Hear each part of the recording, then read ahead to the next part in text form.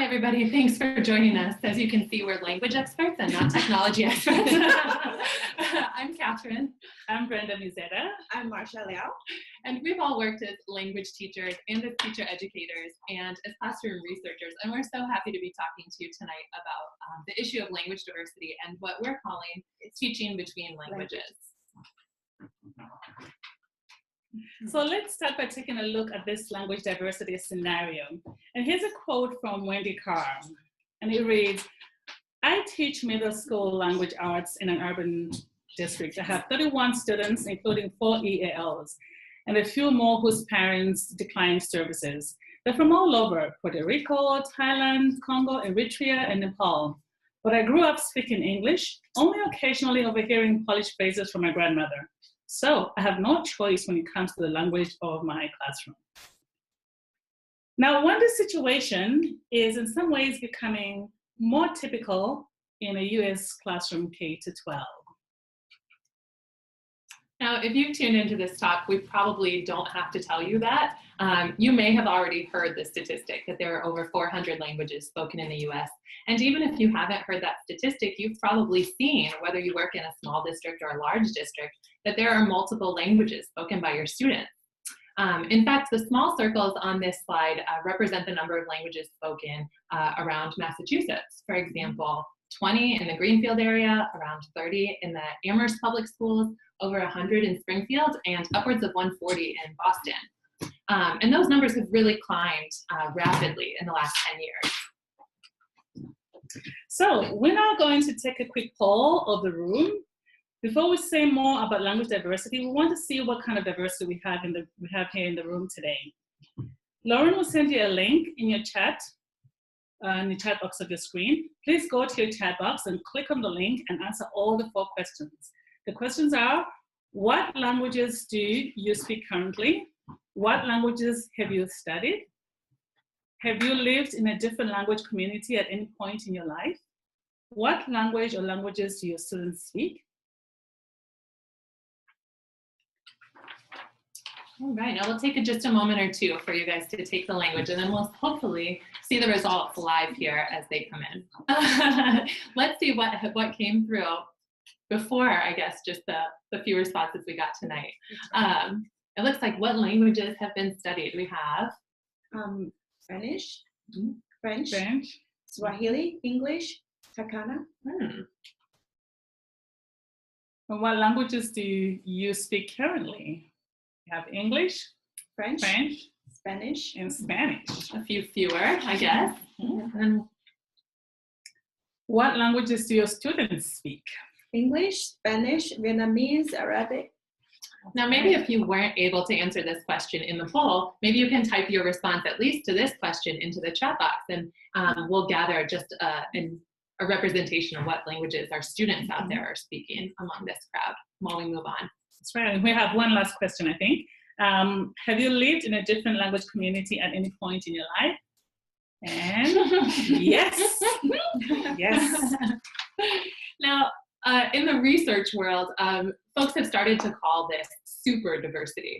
And while that term is definitely not without its problem, in some ways it does capture the fact that linguistic diversity is changing rapidly in our country. In fact, more rapidly than it's changed before. So the idea isn't that diversity is new, not at all. But because of technology and economic shifts and political shifts, there is something new about the level of difference that people are encountering in their everyday lives.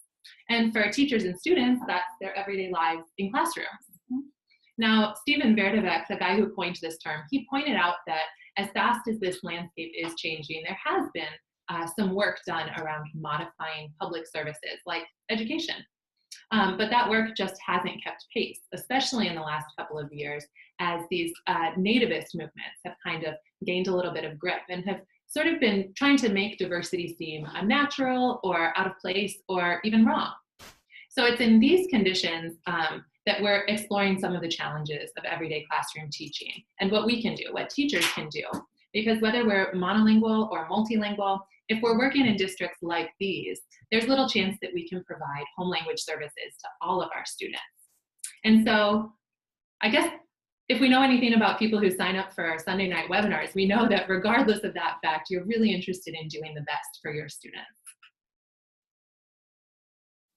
Yeah.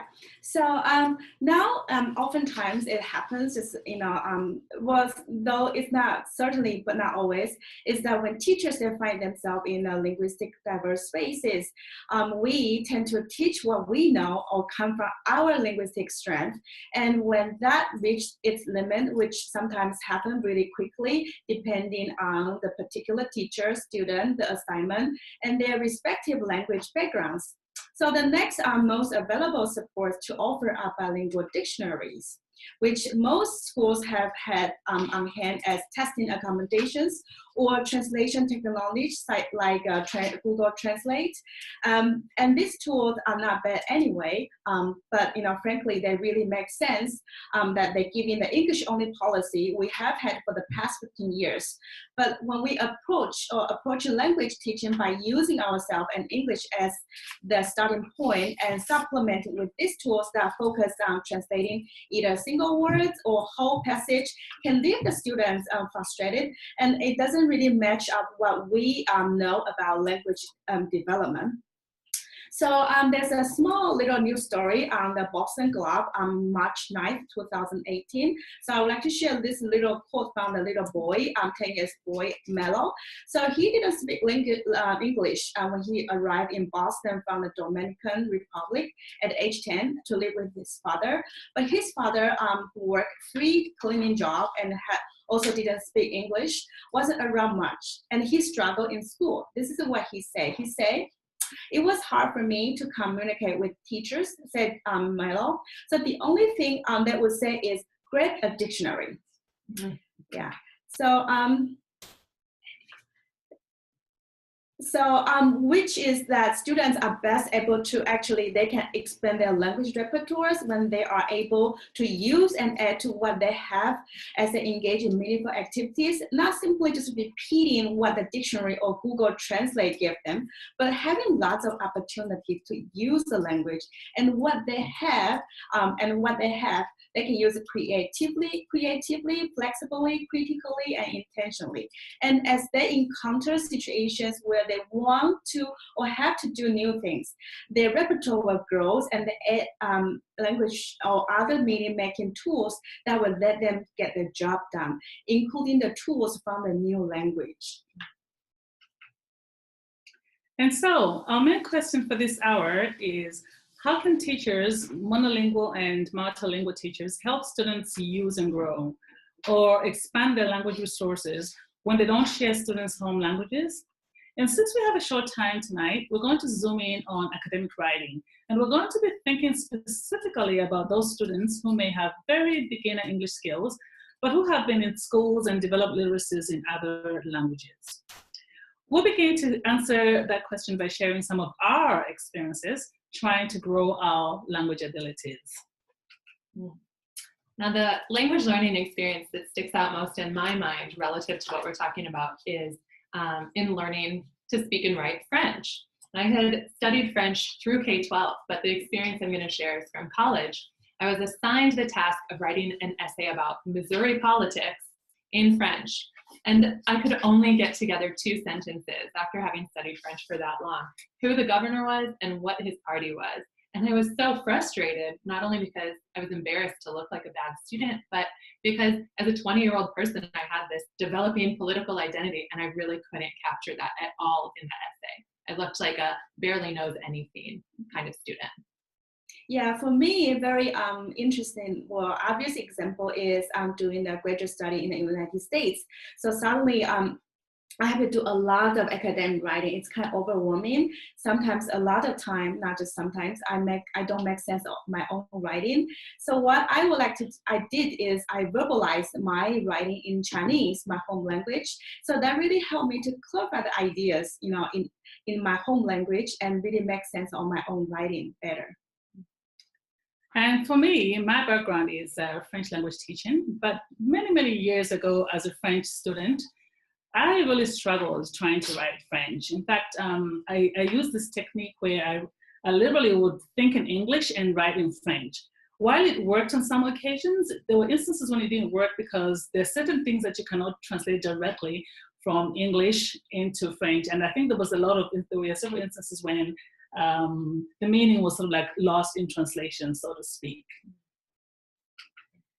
And our experiences resonate with those of others. For example, Dr. Danling Fu, who studied English for many years in China, but still found that she wanted to pursue graduate school in the United States, struggled with English writing.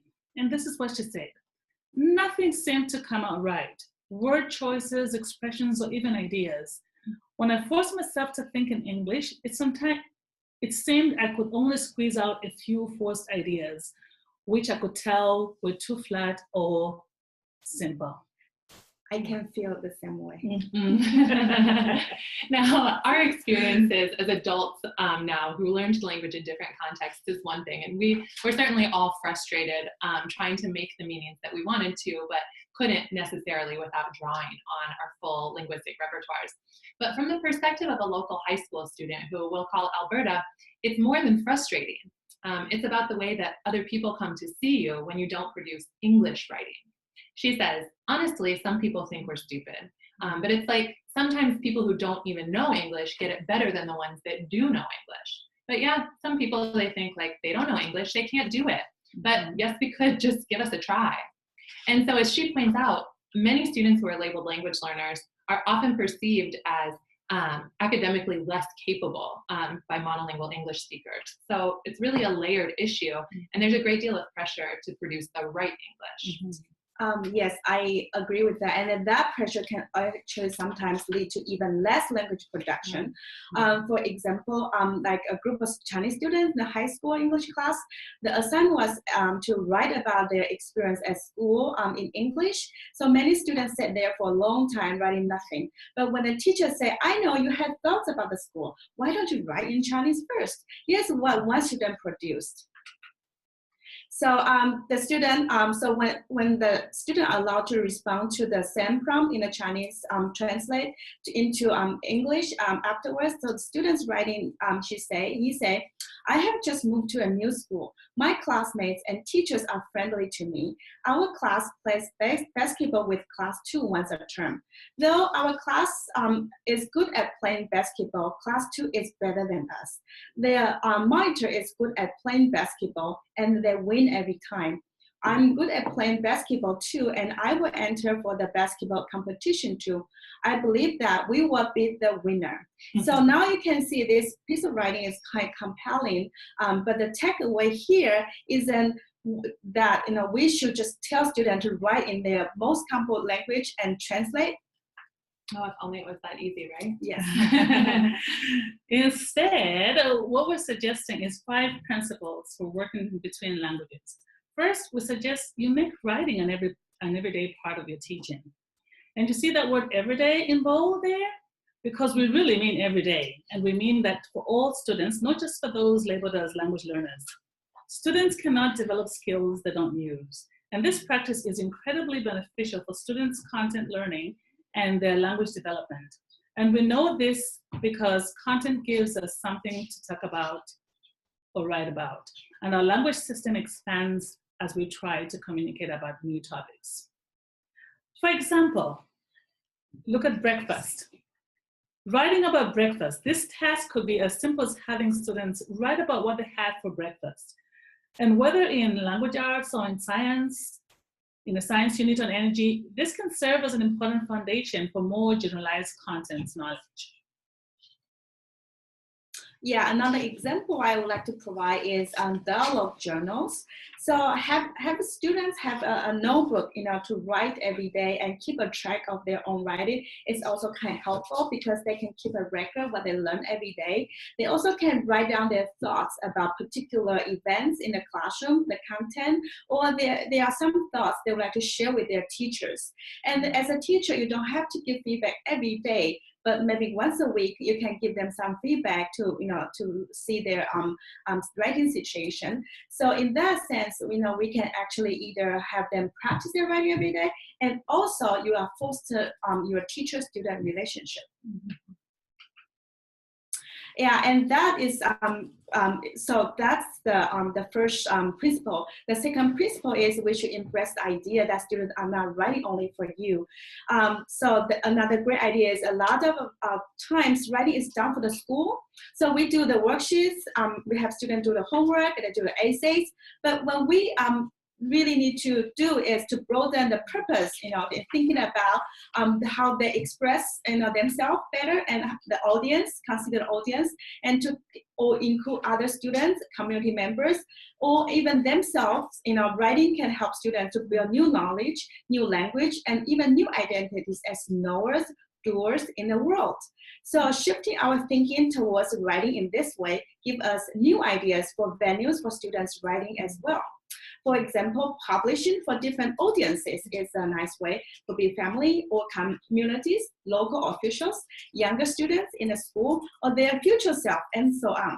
So because we know students are very capable of expressing themselves using the resource they have, but oftentimes only official or academic expressions are valued in schools.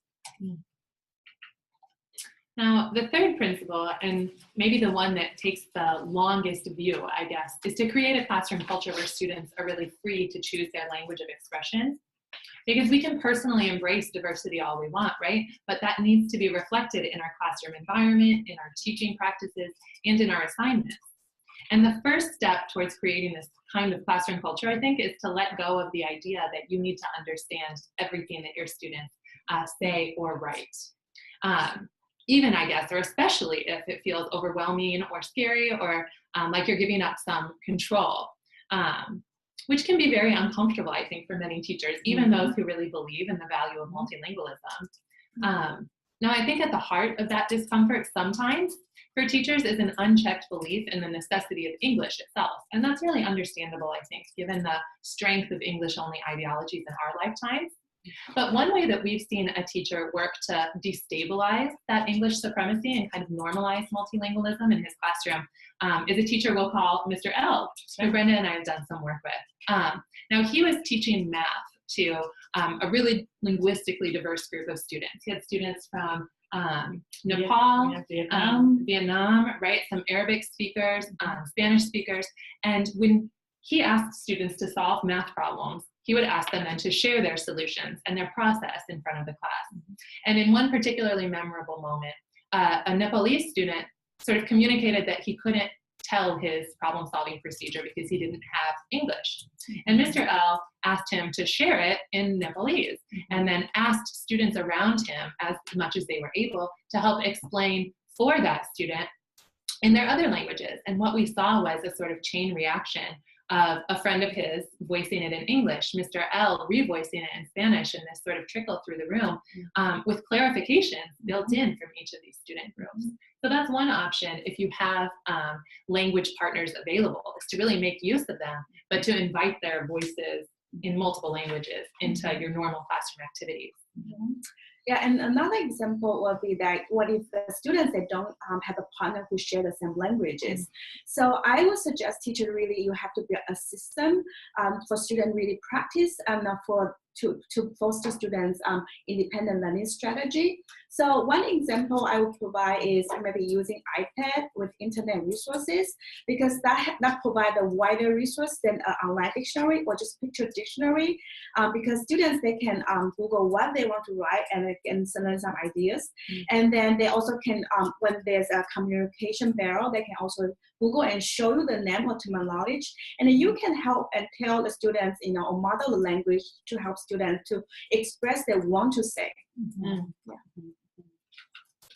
Now, another step you can take to work on creating this kind of classroom culture is to pause in your normal curriculum to analyze how authors are moving between language varieties and doing what they're doing, and for what purposes they're doing that.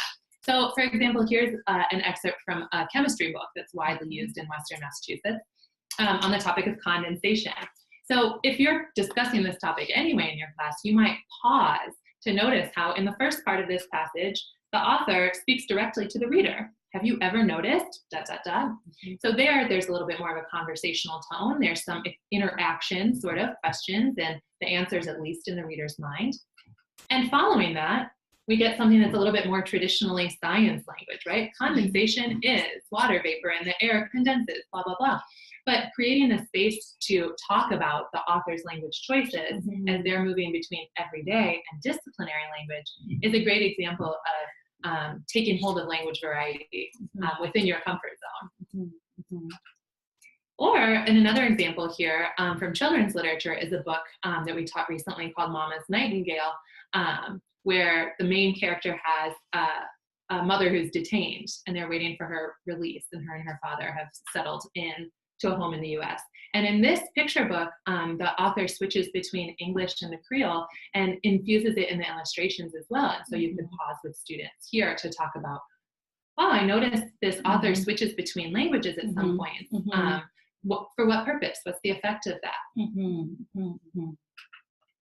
Beyond analyzing how published authors do this, we can acknowledge and encourage students to do the same as well, to integrate multiple ways of making meaning into their writing. For example, this picture is from a narrative written by a young man who immigrated from Malawi to the United States. The story is written predominantly in English, but it is accompanied by dialogue from his native language. And you can see here that it's woven not just into the text, but into these rich illustrations as well. Now that combination of language use and images allows the student to express his experience, which literally is between languages and places, as he tries to build a new life without cutting ties with his life before arriving in the United States. That's a really beautiful example, actually. That's student writing. And so we don't just want to acknowledge it, I guess, when it happens by published authors. We want to create opportunities for our students to really do that. We want to offer the option for that to happen. Now, we already know that that's kind of how language works. Students use those multiple resources as they're making meaning. They mix everyday language with more discipline-specific language. They infuse art and images and graphics. Just look at text messages, right? A straightforward example of mixing things together. And the current wisdom is to let students do this kind of mixing, right? To build their new knowledge. But we want to encourage students to use different modes of meaning to develop their understandings as well. So we're suggesting that you really see this variety as including more than just English, varieties beyond English, because it fits really perfectly with what we know about learning. Now here's an example of students using multimodal resources to make meaning in a high school math class. Here they're using gestures, images, and language. But what I want you to notice is that this conversation between a teacher and two students involves a mix of English, like how many students like which car, Spanish in the first student's reply, more everyday language, and more disciplinary language. So how many students like which car versus what do these numbers represent? And you can see that they're drawing a graph to make this meaning, and also in blue, pointing to that as they're deciding how to organize the information. Thank you, Catherine. So we will move on to the principle 4. That is understand language development and guide students through their writing stages. So what we are really advocating here is a translanguage in classroom, because writing is always challenging for L2 writers. So when we create a translanguage in classroom, which means that we can consider both first language and second language in learners' learning process and assessment. So traditionally, we will see that in the classroom we will focus on we call language-specific performance. That means we focus on the target, their second language, English only. But right now we want to add this L1 concept to the learning is we want to focus on generate linguistic performances so that bilingual speakers, writers, they can show what they can do by using all their linguistic repertoire to accomplish their language and then in their writing or for learning content-specific tests. That's one thing I would like to advocate. And the second thing is what we say is mode continuum. It's how students move from oral language, the oracy, to the literacy. So sometimes there's a big gap between that, right? So what we also want to advocate is trying to use different modes to support students' learning for their meaning making and writing process, because the modes transfer is not just only for oral and the writing, because we also, when they switch from image, the visual, to writing, that's also a good way of performing a performance, to writing or to oral. That's also a different way the student can engage in their writing process. And the last one is we said that the writing is actually really challenging for the L2 writers. So we have to really make sure we support them through all different stages from the model, from the most teacher support to the least teacher support. So we have to model, how to write the piece, and then we also need to share a pen, interact with the students, let them come learn something from us, and they also can try something on their own, and then they practice their target language as well. They can write on their own, do some practice. So through all this process, the writing process, they can slowly develop them into independent writers. This, I think, this will be reduce their frustration in learning writing. Very well said, Marsha. And that brings us to our fifth and last principle: collaborate. Make connections between yourself and other ESL or bilingual or content teachers. Now, sometimes when we talk about collaboration, it can sound like a lot of work and one more thing on your already full plate. So we suggest you start with quick check-ins with other colleagues, maybe even just about one student at first. For example, say you have a student that seems unengaged or not interested in the topic you're studying, and then you slowly begin to start this practice of writing every day and allowing students full repertoires and classroom activities. And maybe you notice that the student is using language creatively to communicate about themselves or the topic you're studying. Now that you see something a little different about that student, even if it's not a dramatic change, collaboration can make sharing that observation with another teacher and brainstorm together some ways you might support that particular student. So what we're hoping is something that you'll take away from this list of principles is a sort of an alternative perspective on language and learning. So one of our tasks from the outset was sort of to destabilize that idea that monolingualism is the norm or even the goal. We know that humans think through language, whatever language, and that when we use language, we shape our understanding of the world. And so if we want to do the job of teaching, which really is to support students in developing some new understandings about the world, then of course we want to work with their current understandings, which exist outside of English in many cases. So we want to invite their many languages into the classroom, because when we do, we invite their prior knowledge. And that gives us and really all the classroom, those students as well, other students, these new avenues for learning about each other and about the world. Yeah, the second takeaway I would say is teaching as shaping students' identity.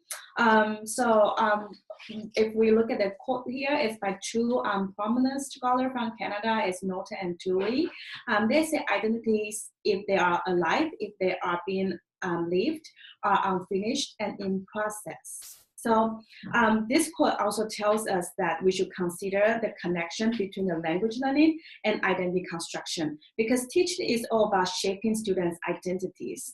And this will really help us to inform our practice in the classroom, because as language teachers, we should also consider students' identity as potential, and also to experiment with different activities that do not block or lock students into a finished identities. That means English only, finish their language. And also that, as language educators, we also should recognize that the diverse classroom practices, we can offer students a range of positions that they can speak, listen, read, write, sing, perform, feel, etc. And even engage that, and in that way we can engage them in learning. And also we can explore which identity position really offer the greatest opportunity for social engagement and interaction. That means students, they can really participate in the community or societies. So one last thing is that, if there are identity positions that really silence students, we need to really address the practice that marginalize, and the marginalization is always blatant. Sometimes it can be something we do inadvertently. Sometimes we can really silence students without even being aware of it. So we want to be conscious of this possibility and make the decision to invite students. Many voices come in. Mm-hmm. I really like that point you just made about how sometimes it's something that happens without us noticing that about our own practices, silences that we have. Yeah, because teaching sometimes we're busy in the classroom and then we have feedback every day. And but this will give us some thought to be sensitive about what do we bring to the students. Now, we've given you a lot of principles and even some ideas for practice, and it might seem like these are a list of things you need to do additionally on top of your already full plate. Identity work, creating a new classroom culture, interacting with your students in writing every day. And a lot of times I think that can feel like a lot more to do if you're facing intense time pressures related to testing or preparing students for assessment. But we'd like to encourage you, I think, to think about these practices as actually enriching assessment and not just standardized tests, but we'd like to invite you to see these as investments in having richer opportunities for assessment. Imagine that you have a dialogue journal you've been keeping with your students.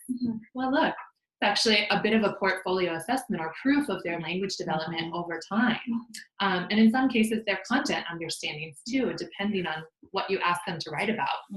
So in the many ways that we can think of assessment, we'd like to invite you to see this as an enriching practice in that way.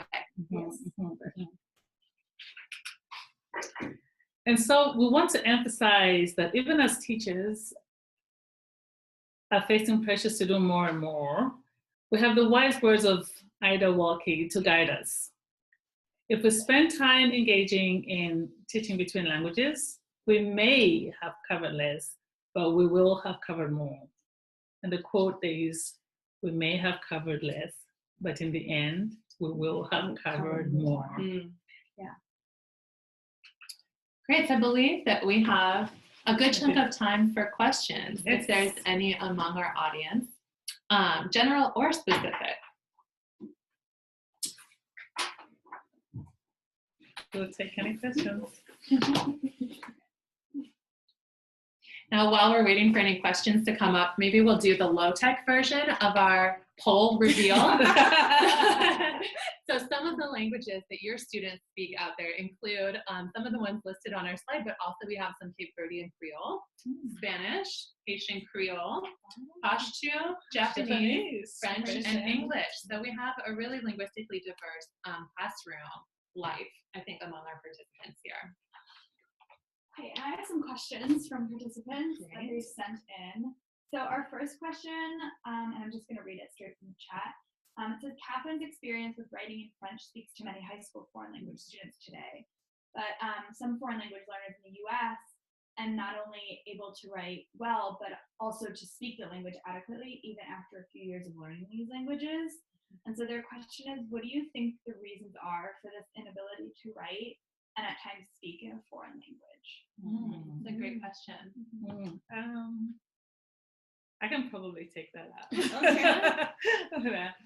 So from my own personal experience, as somebody who learned French in high school, I was never raised in an environment where I was immersed in a French-speaking environment. So I learned French in high school, but really what really propelled my speaking and writing skills was being totally immersed in a culture where the language is actually spoken.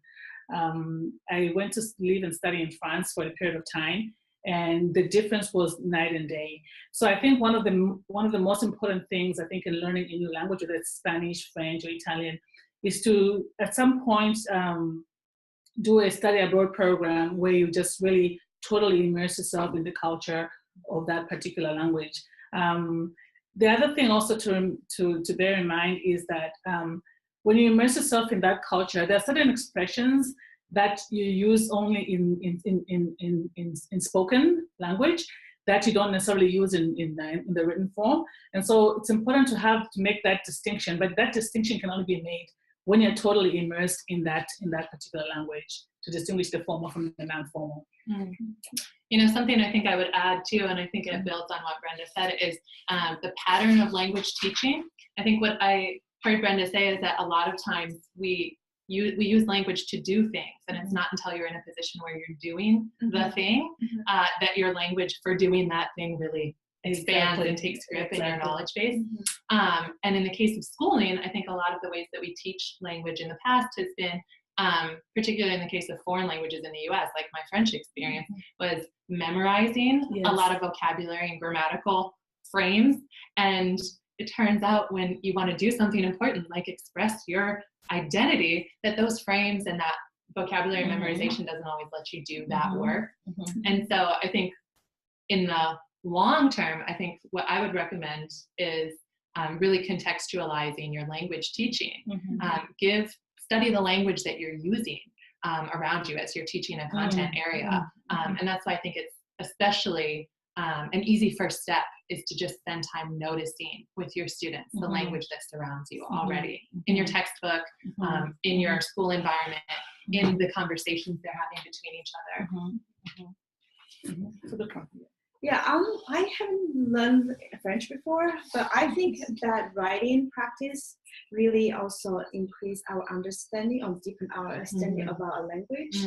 Yeah, so I think that that is why a lot of language programs still really want students to go through the writing stage, because you can really understand the language better and also immerse yourself in the culture through the language learning. Were there other questions as well? Yeah, there were. Great. Okay.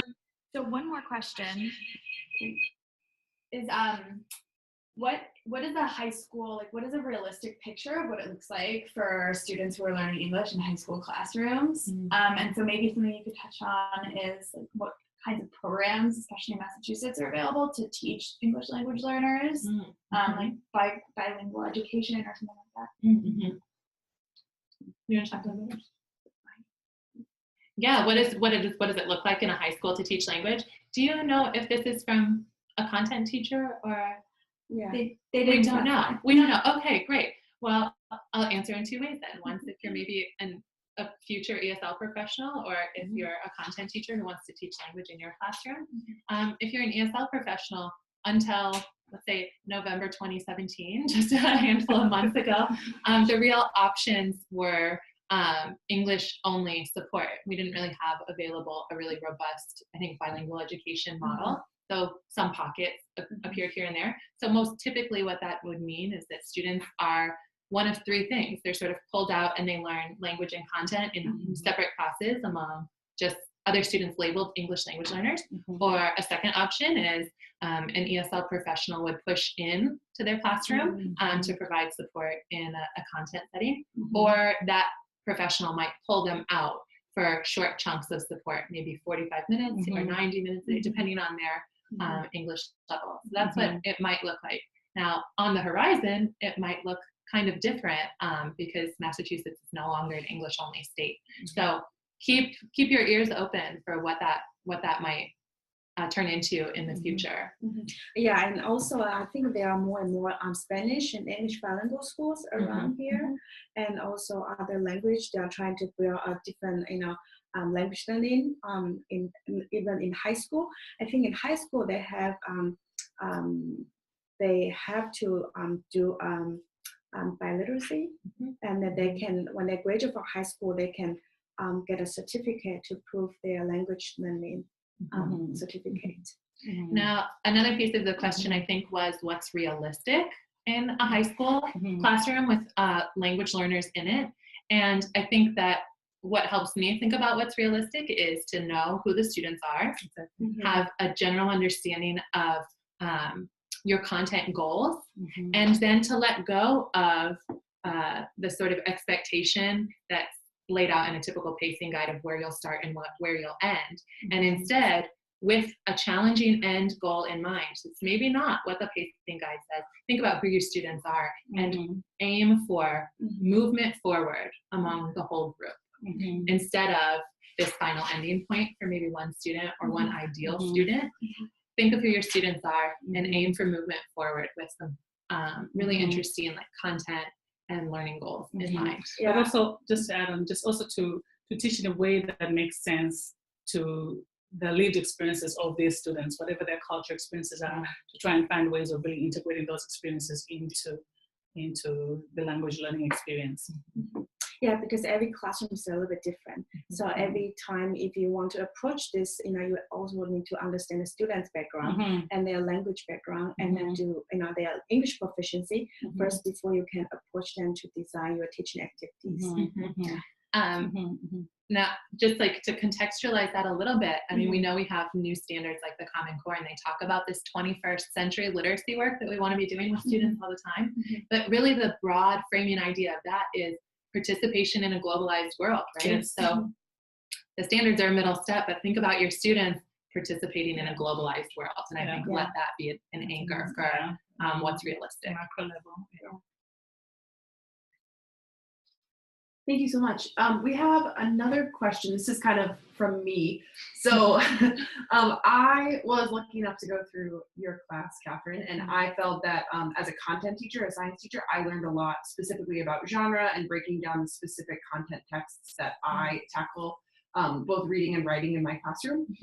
But especially in the months leading up to MCAS, I see a kind of departure from that kind of teaching in my ELA colleagues, and a push for other teachers like myself to really kind of help them do the traditional MCAS style teaching or standardized CAS prep.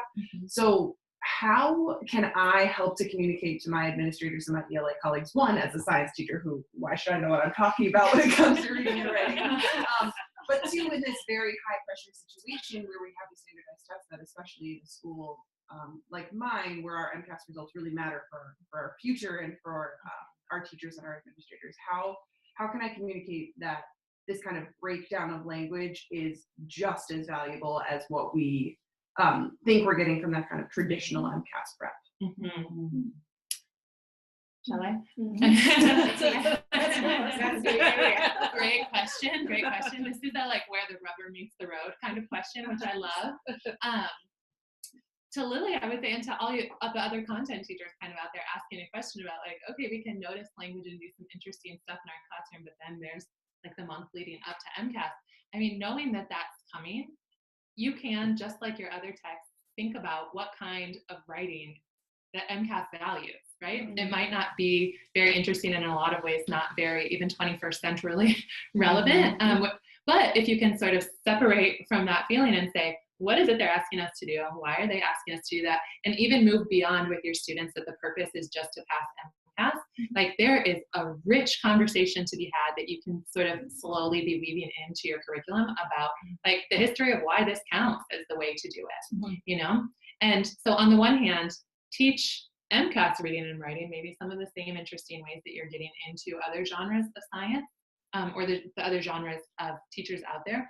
But a second piece that I think is a really practical recommendation is to know the limits of when you can appeal an MCAS score. And for some students labeled language learners, there's a possible portfolio option appeal, in which case you'll want to have a really strong record of what that student can do with reading and writing in science. So one, follow some of the same principles, I think, to teach MCAS reading and writing, but also critique why MCAS values that kind of writing. And on a broader social level, that's something that maybe can speak to your colleagues who aren't in science and are also affected by the values undergirding MCAS. But on the other hand, start to become a little bit more savvy about how to demonstrate your students' literacy skills if they approach but don't pass MCAS writing. I don't know, would you guys add anything? And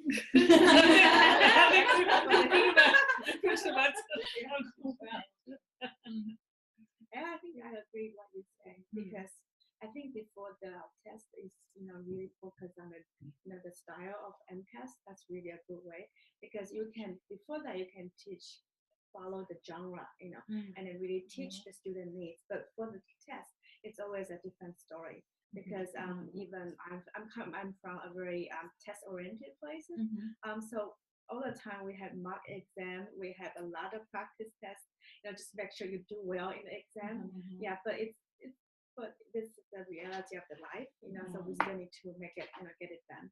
You know, you're giving me a strike that balance Yeah. between what needs to be done in terms of the standardized test and just regular classroom teaching.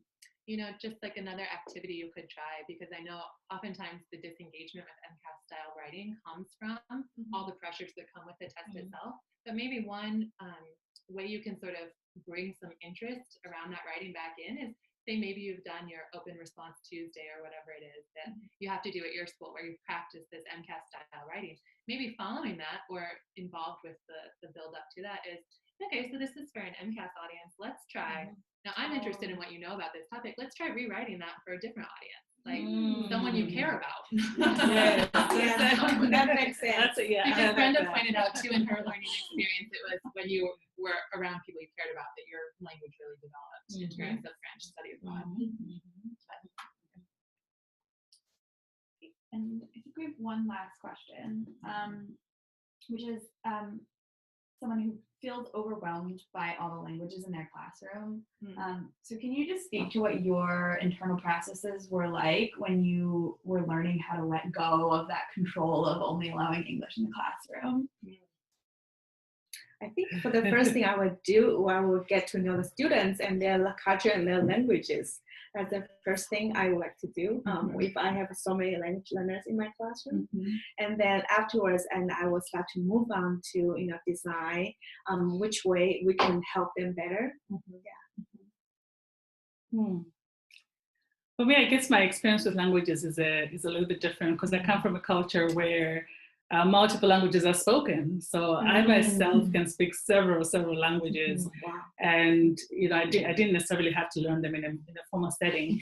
So I guess my approach in working with students who speak multiple languages is really to embrace that language aspect, but also to find ways of maybe integrating certain aspects of the language, even in the classroom. For instance, as you move away from maybe them speaking that, move more towards, encouraging the use of English in the classroom, to sort of find ways of just, of asking how they would say certain words in their own language, like how do you say door in this language, so that while you're still moving towards the speaking and use of English in the classroom, you're still maintaining and sustaining certain aspects of the language. So in a nutshell, my approach really is to sort of like embrace and integration, really, to find ways of integrating their languages into the day-to-day. That's really nice, huh? I envy you. Yeah, truly. I wonder if there's a piece of the question too, depending on who is attending tonight, who like me didn't grow up sort of in a place where multiple languages are spoken and without question, or in informal settings. I guess I could say for myself, I think the principles are kind of similar to what Brenda said. Embrace the multilingualism, appreciate what you're hearing, but to develop a comfort zone where you fumble too. So kind of like what you were saying, asking some of these students about how they communicate that knowledge in their language repertoire, and then just challenging yourself to fumble through it, which is a lot of what we expect students to do. And maybe that's right. And I think also the point that you raised right there is actually really important, because I think you allowing yourself to fumble allows yourself to put yourself in the shoes of the students as they learn a new language, which is English in this case. So you also begin to sort of like really become more sensitive and more enlightened about some of the challenges that they too might encounter.